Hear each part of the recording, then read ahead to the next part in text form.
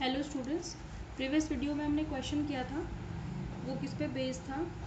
Question based था आपका velocity vector acceleration vector पे, है ना। उसमें हमने 2-3 क्वेश्चन किए थे और उसमें सब हमने क्लियर कर लिया था। उस वीडियो को रिप्ले करके उसको समझ लेना। अगर एक बार में नहीं आता 2 बार में समझ लेना, फिर भी नहीं आता तो पूछ लेना, है ना।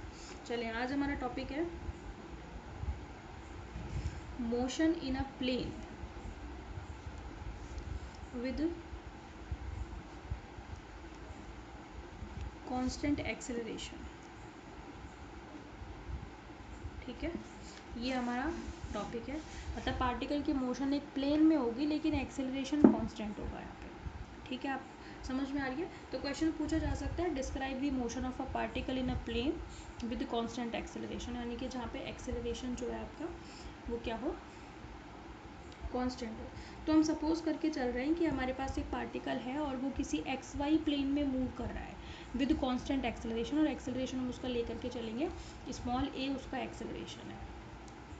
समझ में आगे बात। तो एक पर्टिकुलर टाइम इंटरवल में एक पार्टिकल है जो कि एक्स वाई प्लेन में मूव कर रहा है with constant acceleration small A.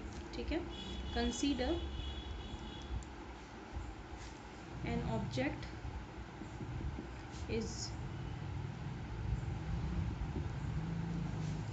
Moving in xy plane with constant acceleration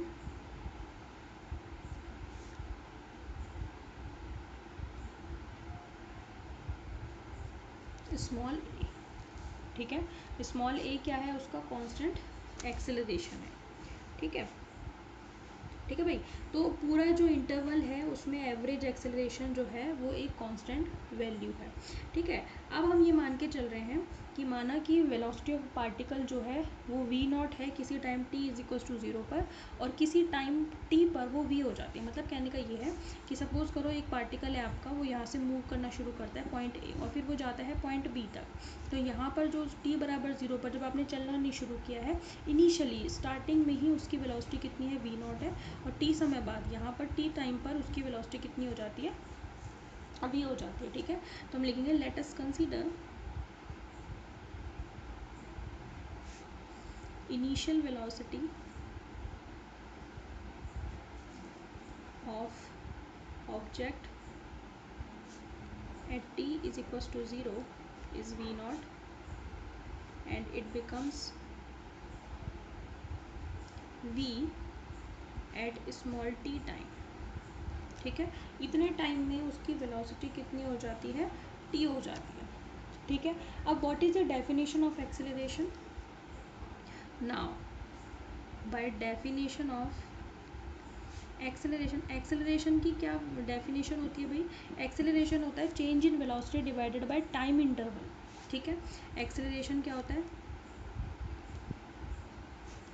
change in velocity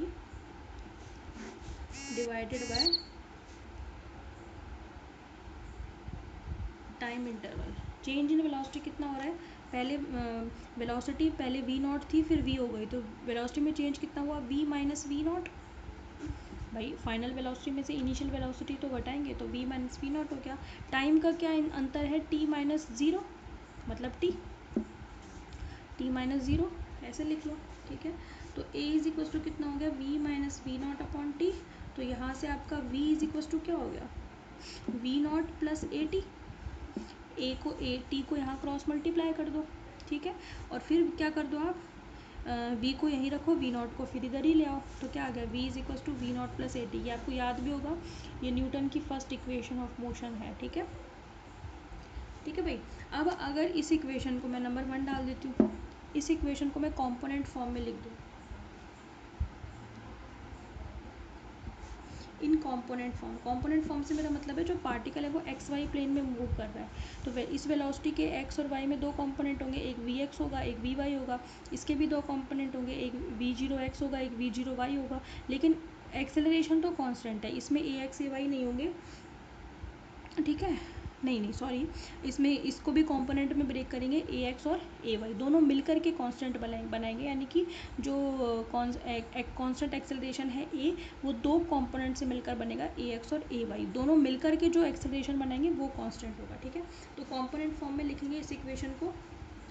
तो v is equal to v x is equal to क्या आएगा, v not x plus a x into t, time का थोड़ी component होगा, और v y कितना आएगा, v not y plus a y into t. मतलब हमने, क्योंकि हम एक्स वाई प्लेन में मूव कर रहे हैं इसलिए हमने एक्स और वाई में ब्रेक किया है। अगर हम कहते कि 3D में मूव कर रहे हैं तो एक्स भी होता, वाई भी होता, जेड भी, तो तीसरा एक और आ जाता, v z is equal to v not z plus a z into T.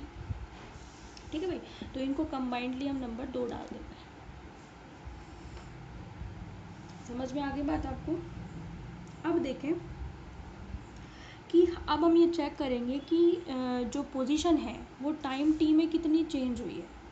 मैं क्या बोल रही हूँ, हमने ये तो देख लिया कि वेलोसिटी कितना चेंज हुई है, वेलोसिटी तो वी नॉट से वी हो गई, लेकिन अब हम ये देखेंगे कि पोजीशन कितनी चेंज होती है इतने टाइम टी में। ठीक है, now we will find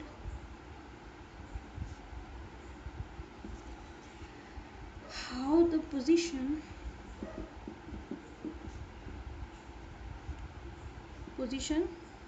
small r changes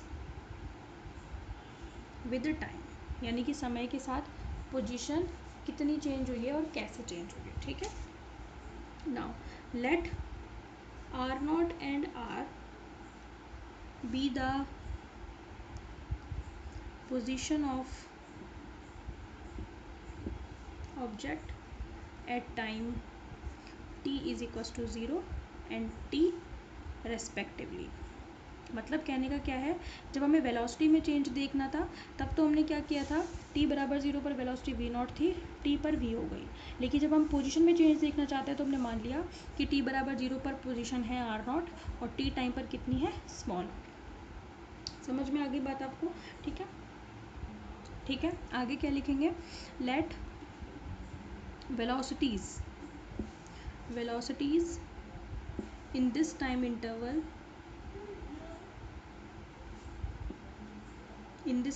मतलब t बराबर 0 से t के बीच, in this time interval is v not and v। मतलब वेलोसिटीज तो वही है जो यहाँ पे थी, t बराबर 0 पर v नॉट थी, t पर v थी, वो यहाँ पर भी वही है, v नॉट जो है वो t बराबर 0 पर है और v है t पर, और पोजीशंस क्या है, r नॉट और r है। ठीक है, आगे देखें, इसी में लिख देती हूँ, देयरफॉर ये तो हो गई हमारे पास t बराबर 0 और t पर पोजीशन और वेलोसिटीज। ठीक है, तो अब यहाँ पर क्या होगा कि इस टाइम इंटरवल t में जो वेलोसिटी होगी, ठीक है, वो कितनी होगी, इसमें एवरेज वेलोसिटी के बराबर होगी। ठीक है, therefore the average velocity will be in this time interval, वो पता है कितनी होगी, v एवरेज, और वो होगी v plus we not by 2। Average कैसे निकालते हो, राशियों का योग बटे राशियों की संख्या, राशियों का योग, राशियाँ कौन कौन सी है, v और v not, velocity v not और v है, और संख्या कितनी है, 2 वेलोसिटी है, 2 से डिवाइड कर दिया। समझ में आ गई, तो ये आपकी एवरेज वेलोसिटी हो गई। तो पोजीशन चेंज कितना होगा, ठीक है, देखें, therefore by the definition of average velocity, average velocity कह लो या सिंपली वेलोसिटी भी कहोगे तो भी कोई दिक्कत नहीं है। वेलोसिटी v बराबर क्या होता है, v एवरेज कितना होता है, change in position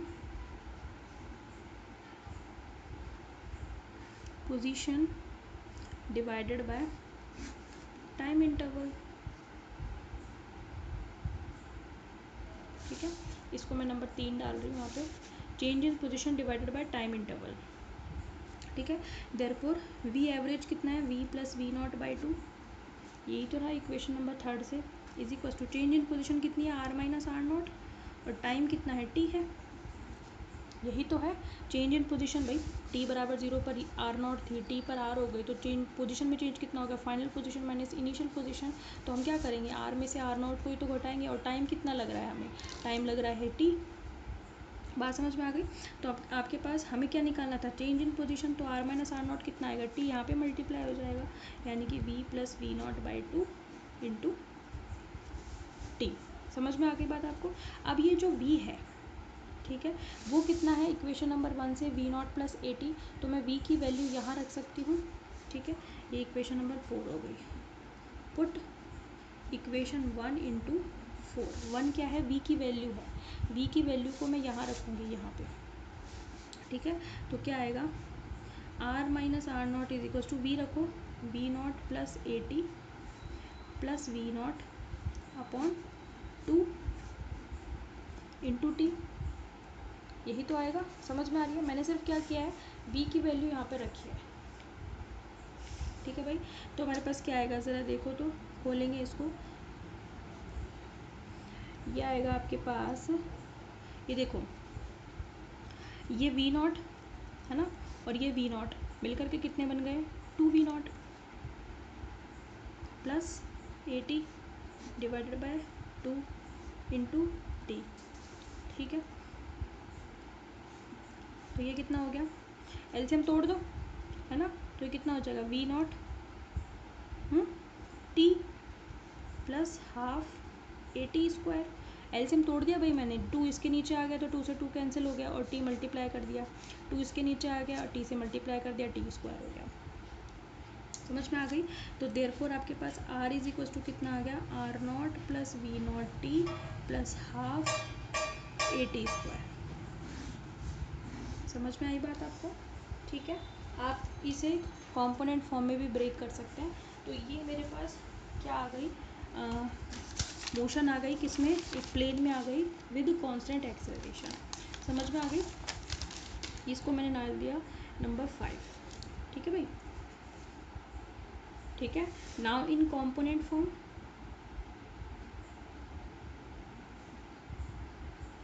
component form में, कंपोनेंट मतलब एक्स और वाई में ब्रेक करना है। पोजीशन भी 2 होंगी, एक तो एक्स में एक वाई में, क्योंकि एक्स वाई प्लेन में है। तो आर की जगह पर पहले एक्स लिखोगे, आर नॉट की जगह एक्स नॉट लिखोगे, वी नॉट की जगह पर वी नॉट एक्स लिखोगे, और हाफ ए एक्स टी स्क्वायर। जब एक्स के लिखोगे तो हर चीज़ एक्स में होगी, वाई के लिए लिखोगे तो वाई जो पोजीशन है आर की जगह पर वाई होगी। यहाँ पे क्या आएगा, वाई नॉट, यहाँ पर क्या आएगा, सॉरी एक मिनट, ये टी है और ये वी नॉट एक्स है, ठीक है, मतलब वेलोसिटी का एक्स कंपोनेंट। यहाँ पर क्या आएगा, ये आएगा v not y into t plus half a y t square. ये दोनों कंपोनेंट फॉर्म में हो गई, बात समझ में आ गई, ठीक है भाई। तो हमें जो जिस भी कंपोनेंट में लिखनी है, एक्स में लिखनी है तो हर चीज़ एक्स कंपोनेंट में आएगी, वाई में लिखनी है तो हर चीज़ वाई कंपोनेंट में आएगी। यहाँ पे देखो पोजीशन एक्स में, ये भी पोजीशन एक्स में, ये वेलोसिटी एक्स कंपोनेंट, ये एक्सेलरेशन का एक्स कंपोनेंट। टाइम का तो एक्स वाई कोई कंपोनेंट नहीं होता, टाइम होता है, ठीक है भाई, समझ में आ गई। तो मोशन जो है किसी प्लेन में ही तो मोशन है, हमने मान के चले ना एक्स वाई प्लेन में है। तो पार्टिकल की मोशन जो होगी वो एक प्लेन में जो है वो कैसे ट्रीट की जा सकती है, that can be treated as 2 separate simultaneous 1 dimension motion. देखो ना, 2 अलग अलग सेपरेट 1 डायमेंशन मोशन में हमने ब्रेक कर लिया। पार्टिकल की मोशन हमने प्लेन में निकाली है, लेकिन हमने उसको 2 अलग अलग उसमें ब्रेक कर लिया। ये तो एक्स एक्सिस के अलॉन्ग है, ये वाई एक्सिस के अलॉन्ग है।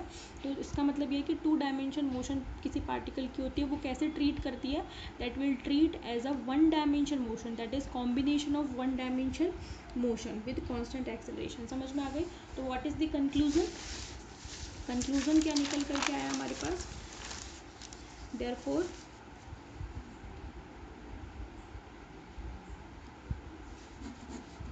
therefore we can say that motion in a plane, मतलब 2D motion, motion in a plane का क्या मतलब है, 2D motion of an object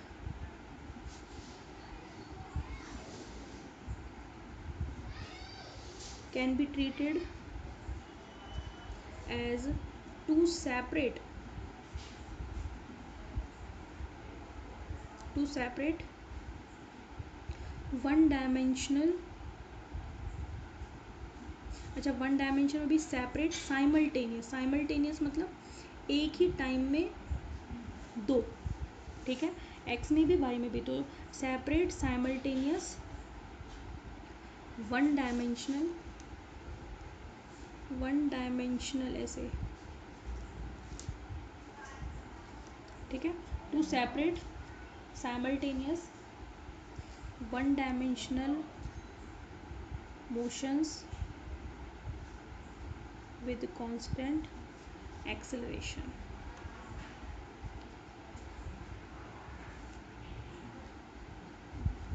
along two perpendicular directions, perpendicular का साइन है ये, ठीक है, समझ में आगे बात। मतलब कहने का ये है कि पार्टिकल की मोशन जो है हमने ये निकाली प्लेन में, लेकिन हमने उसको ब्रेक कर लिया एक्स और वाई में। इसका मतलब ये है कि टू डायमेंशन में पार्टिकल की जो मोशन होती है वो दो वन डायमेंशन में, टू साइमल्टेनियस वन डायमेंशन जो होती है, यानी कि एक्स भी है और वाई भी है, उसके रूप में लिखी जा सकती है। समझ में आगे बात। तो ये आपका कंप्लीट हो गया motion in a plane with constant acceleration. तो हमने सबसे पहले कांस्टेंट एक्सेलरेशन की डेफिनेशन यूज़ की, पार्टिकल की मोशन t बराबर 0 पर क्या थी, t पर क्या थी, फिर हमने कंपोनेंट्स में ब्रेक कर लिया, फिर पोजीशन निकालने के लिए हमने एवरेज वेलोसिटी काम मिली, एवरेज वेलोसिटी की डेफिनेशन काम मिली, हमने पोजीशन लिख दी, और ये सबको हमने इक्वेशन निकाल के कंपोनेंट्स में ब्रेक कर दिया, ठीक है।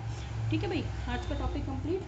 कल हम इस पर बेस्ड कुछ क्वेश्चंस करेंगे, और फिर नेक्स्ट हमारा जो टॉपिक होगा वो होगा प्रोजेक्टाइल मोशन, ठीक है, उससे फिर आपका ये चैप्टर खत्म हो जाएगा, ठीक है। Okay, thank you.